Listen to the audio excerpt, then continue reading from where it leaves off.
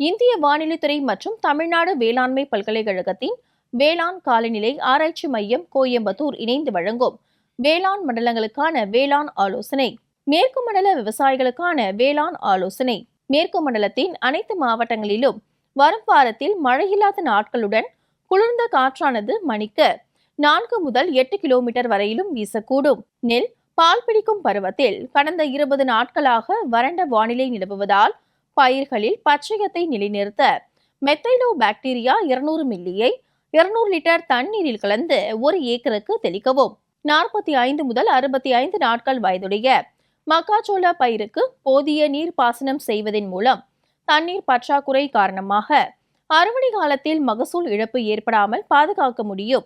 American படைப்புழு தென்பட்டால் emamectin benzoate 2.2% மற்றும் permethrin 15.3% easy 750 milli என்ற அளவில் தெளிக்கவும். 40 நாட்கள் வயதுடைய நிலக்கடலை பயிருக்கு மண்ணின் ஈரப்பதத்தை பொறுத்து ஹெக்டருக்கு 400 கிலோ என்ற அளவில் ஜிப்சம் இடவும்.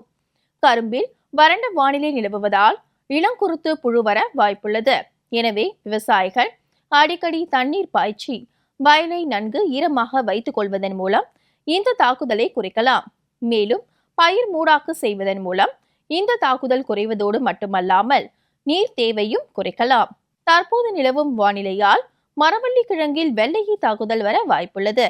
எனவே விவசாயிகள் வயலை நன்கு கண்காணித்து தாக்குதல் தென்பட்டால் மஞ்சள் ஒட்டுப்பொறி வைத்து 5 அல்லது 6 இடங்களில் வைக்கவும்.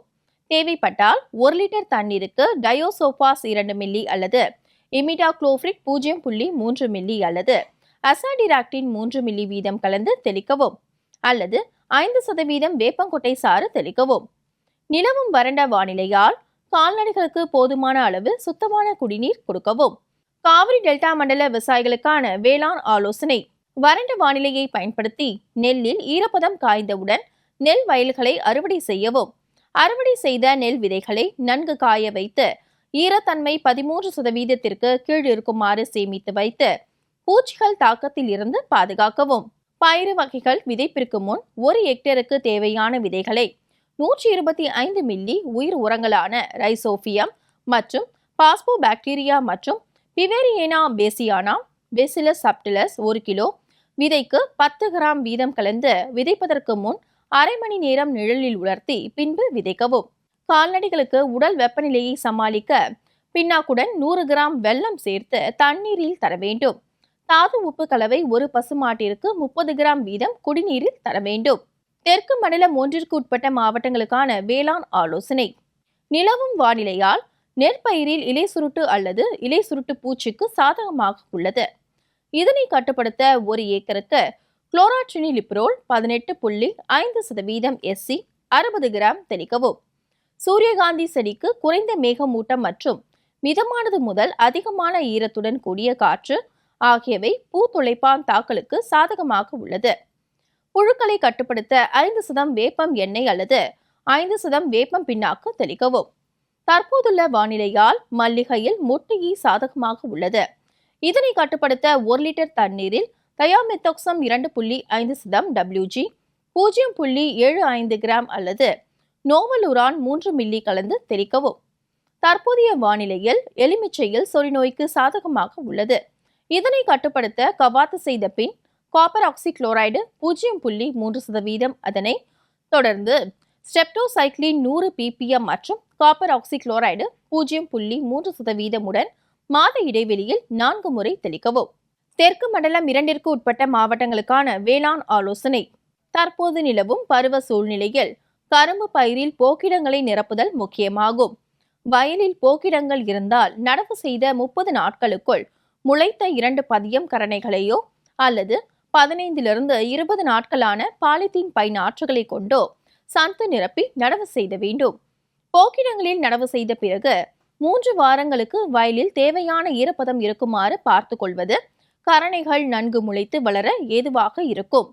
வாழையில் மகசூலை அதிகரிக்க லிட்டருக்கு 20 கிராம் என்ற அளவில் வாழை பூஸ்டருடன் எலுமிச்சை சாறு கலந்து வாழை நடவு செய்த 3 to 5 மற்றும் 7வது மாதங்களில் இலை வழியாக தெளிப்பு செய்ய வேண்டும். பருத்தியில் தண்டு துளைப்பான் தாக்குதலானது பரவலாக தென்படுகின்றது. இவை தண்டு பகுதிகளை தாக்கி சிறிய துளைகளை உண்டாக்குகின்றன.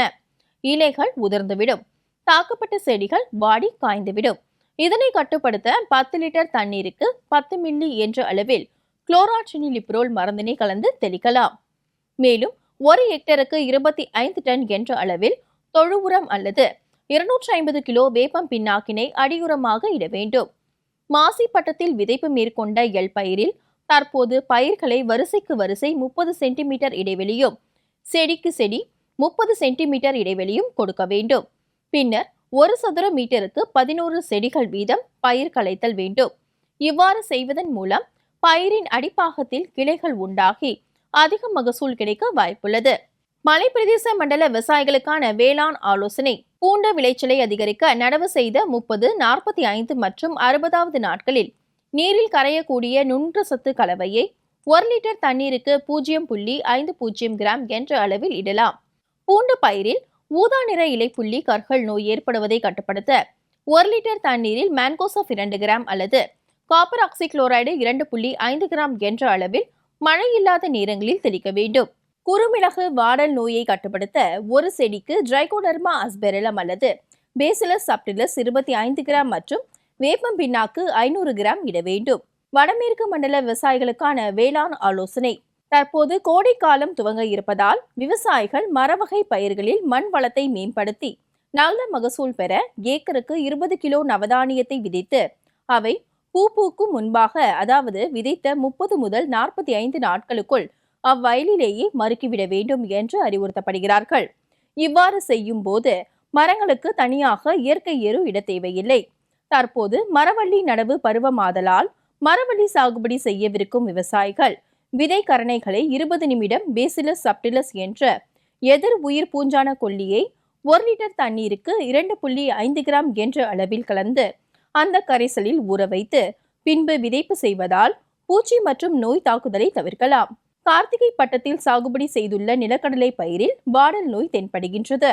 எனவே விவசாயிகள் இந்த நோய் பரவலை கட்டுப்படுத்த ஆரம்ப நிலையில் பேசிலஸ் சப்டிலஸ் என்ற எதிர் உயிர் பூஞ்சான கொல்லியை 1 லிட்டர் தண்ணீருக்கு 5 கிராம் என்ற அளவிலும், பாதிப்பு அதிகரிக்கும் பட்சத்தில் மேன்கோசப் என்ற ரசாயன பூஞ்சான கொல்லியை 1 லிட்டர் தண்ணீருக்கு 2 கிராம் என்ற அளவில் கலந்து செடியின் வேரின் அருகே மண்ணில் ஊற்றி கட்டுப்படுத்தலாம். வடகிழக்கு மண்டல விவசாயிகளுக்கான வேளாண் ஆலோசனை.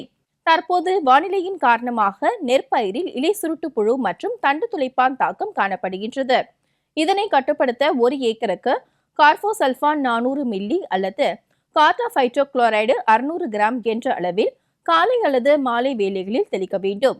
தற்போது நிலவி வரும் வானிலையின் காரணமாக நிலக்கடலையில் புகையிலை வெட்டுப்புழு தாக்கம் தென்பட வாய்ப்புள்ளது. இதனை கட்டுப்படுத்த இனக்கவர்ச்சி பொறி ஏக்கருக்கு 5 என்ற எண்ணிக்கையில் வைக்கவும். ஏக்கருக்கு ப்ளூ மெண்டிமைட் 20 WG 120 கிராம் என்ற அளவில் தெளிக்கவும். உளுந்து விதைப்பு செய்யும் விவசாயிகள் விதைப்பிற்கு முன் 1 கிலோ விதைக்கு ட்ரைகோடர்மா விரிடி 4 கிராம் அல்லது சூடோமோனாஸ் 10 கிராம் கொண்டு விதை நேர்த்தி செய்து விதைக்கலாம். கத்தரியில் 1.5% நுண்ணுயிர் உரத்தை இலை வழியாக தெளிப்பதன் மூலம் பூக்கள் உதிர்வதை தடுத்து காய்களின் தரம் உயர்வதுடன் எண்ணிக்கையும் பெருக்கலாம். தற்போது நிலவி வரும் சூழ்நிலையில் வாழையில் சிகாடோகோ இலைப்புள்ளி நோய் தாக்கம் தென்பட்டால் 1 லிட்டர் தண்ணீரில் கார்பன்டசம் 1 கிராம் அல்லது புரோபிகோனோசோல் 1 மில்லி அல்லது மேங்கோசோப் 2.5 மற்றும் ஒட்டும் திரவம் 1 மில்லி கலந்து 10 முதல் 15 நாட்கள் இடைவெளியில் தெளிக்க வேண்டும். அதிக மழை பெறும் மண்டல விவசாயிகளுக்கான வேளாண் ஆலோசனை. மிளகு கொடிகளுக்கு வட்ட பாத்திகள் அமைத்து அவற்றில் வேர், உட்பூசண உரம் மற்றும் மண்புழு உரங்களை இட்டு அதன் மேல் காய்ந்த இலைகளை கொண்டு மூடாக்கு அமைத்து உடனடியாக அதிக நீர்ப்பாசனம் செய்ய வேண்டும். இதன் மூலம் மகசூலை அதிகரிக்க செய்யலாம். மரவள்ளியில் மாவு பூச்சி தாக்குதலை கட்டுப்படுத்த மீன் அமில சோப்பை 1 லிட்டர் தண்ணீரில் 25 கிராம் வீதம் கலந்து தெளிக்கவும். தோட்டக்கலை பயிர்களில் வரும் நாட்களில் குறைவான மழை இருப்பதால் புதிதாக நடவு செய்யப்பட்ட பழவகை மற்றும் தோட்டக்கலை பயிர்களுக்கு நீர் பாய்ச்சவும். இனி வருவது வேளாண் வானிலை. வானிலை முன்னறிவிப்பு. உழவர்களுக்கான வானிலை முன்னறிவிப்பு.